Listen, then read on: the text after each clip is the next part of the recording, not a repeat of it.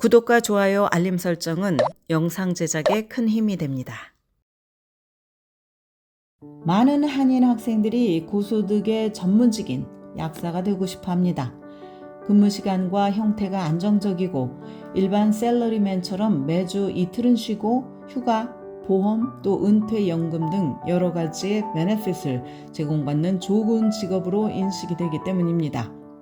로컬 약국에서 약을 제조하는 것부터 병원에 환자들을 위해서 약을 준비하고 제약회사에서 신약을 개발하는 것까지 약사의 길에는 다양한 형태가 있습니다. 약사는 평균적으로 6자리 숫자의 소득을 올리는 고소득 직종입니다.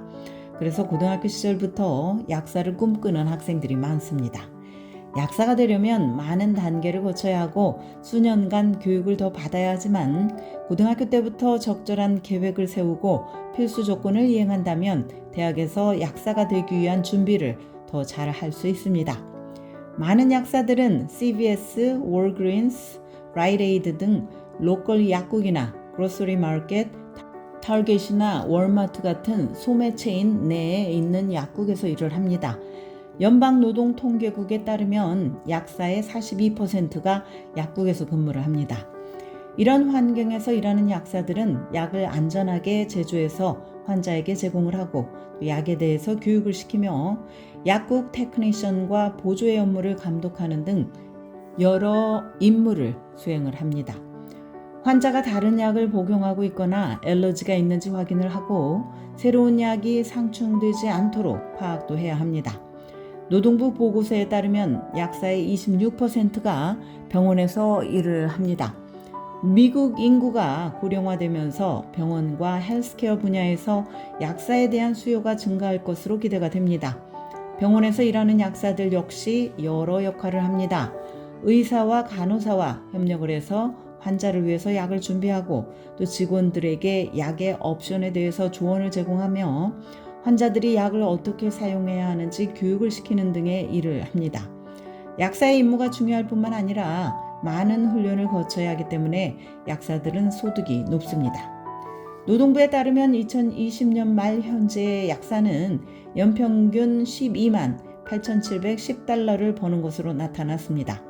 일하는 지역과 약사의 경력에 따라서 임금의 액수가 달라집니다. 약사를 직업으로 삼기 위해서 학생들이 흔히 추구하는 진로가 두 가지가 있습니다.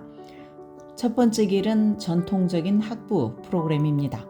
학부생으로 최소한 2년을 보내야 하지만 약대 진학을 목표로 경쟁력이 있는 지원자가 되기 위해서 대부분의 학생들이 4년의 대학 학부 과정을 마치고 학사 학위를 취득합니다. 이 기간 중 모든 prerequisite 수업도 이수를 합니다. 또 다른 길은 통합이나 이중학위 프로그램입니다. 이 프로그램에서는 학생이 학사 학위와 PharmD 두 가지를 취득할 수가 있습니다. 이중학위 약학 프로그램, Dual Degree Pharmacy 프로그램은 0 to 6 프로그램으로 흔히 불리기도 합니다. 그 이유는 프로그램의 기간이 보통 6년이기 때문인데 첫 2년은 전문적인 공부, 전 단계를 이수하고 나머지 4년은 학사학위 프로그램을 진행하는 구조입니다. 0 to 6 프로그램과 비슷한 조기 보장 프로그램이 있습니다. 보통 학생들이 고등학교 때 프로그램에 지원을 하고 학부 과정에서 필수 과목들을 이수한 후에 약학학위 프로그램의 합격을 보장받는 것입니다. 프로그램의 주요 혜택은 고교생으로서 약대 합격이 보장이 된다는 점입니다. 그래서 학생들은 약대에 지원하기 위해서 피켓 시험을 치르는 것에 대해 걱정할 필요가 없습니다. 이처럼 약사를 직업으로 꿈꾸는 학생들이 취할 수 있는 진로에는 여러 가지가 있습니다. 몇 가지 방법에 대해서 고민하고 계획을 한다면 약사가 되기 위한 필수 조건을 순조롭게 충족시켜서 학교에서 보내야 할 시간을 줄일 수가 있습니다. 그러면 필요 없는 수업을 듣지 않아도 되고 학비를 줄일 수 있고 또 약사 자격증도 일찍 취득을 해서 직장을 구할 수 있습니다. 약학 학위를 따려면 수학과 과학에 대한 기초가 매우 튼튼해야 합니다. 고교생들은 생물학과 화학, 물리학, 수학 수업을 들으면서 가능하면 AP 등 최고 수준의 수업을 듣도록 노력을 해야 합니다. 과학적 스킬에 더해서 약에 대한 지식을 환자와 메디컬 분야 종사자들에게 효과적으로 전달하는 능력이 중요합니다. 그래서 말과 글로 소통을 잘하는 것도 필요합니다. 약사가 되기 위해서 필요한 스킬을 강화하려면 학생들이 STEM이나 헬스케어, 커뮤니케이션 분야에서 과외 활동을 하는 것이 도움이 됩니다. 예를 들어서 너싱홈에서 일을 하거나 사이언스 올림피아드 클럽에서 활동을 하거나 미래의 헬스케어 직업 종사자를 위한 클럽 호사에 가입을 하거나 스피치 앤 디베이트 또는 학생신문에서 활동을 하는 것이 도움이 됩니다.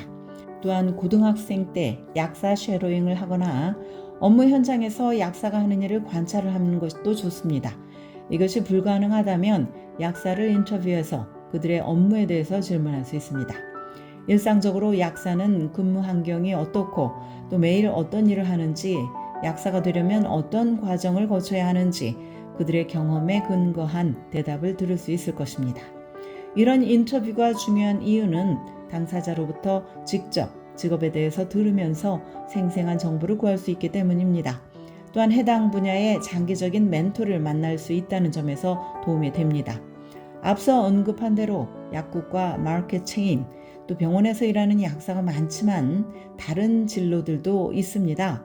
제약회사에서 일하는 약사들은 신약을 개발하고 시험하며 상용화하는 데 도움을 줍니다. 이 같은 산업 분야의 약사들은 병원에서 일하는 약사들보다 소득이 더 높습니다. 지금까지 교육 전문 컨설팅 그룹 어드미션 메서스 진아킴이었습니다.